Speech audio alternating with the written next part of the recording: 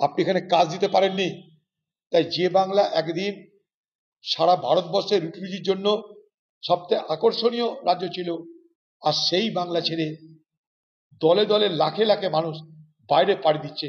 কেউ শখে নয়, পশ্চিমবঙ্গের তৃণমূল সরকারের ব্যর্থতা এর সব থেকে বড় কারণ। আজকে পশ্চিমবঙ্গের মুখ্যমন্ত্রী মমতা ব্যানার্জির কুমিরের কান্না দেখতে পাচ্ছেন। এতদিন শুনেছেন পরিযায়ী শ্রমিকের কথা? দিদি তো 11 সাল থেকে আছেন, 15 বছর ধরে কখনো দিদির মুখে পরিযায়ী শ্রমিকের কথা শুনেছেন?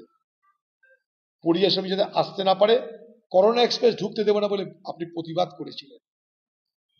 আজ ভোট বড় বালাই, ভোটের মরশুমে আর তো কোনো ইস্যু নেই দিদির হাতে। চারিদিকে চোর আর চোর, ধর্ষক আর ধর্ষক, মাঝখান থেকে যদি একটা নিঃশ্বাস নেওয়ার জায়গা পাওয়া যায়, তাই পরিযায়ী শ্রমিক ইস্যু হয়ে গেল। সেই পরিযায়ী শ্রমিকদের জন্য কিন্তু লড়ছে সেই পরিযায়ী শ্রমিকদের পরিবারের লোকেরা কোর্টে গিয়ে।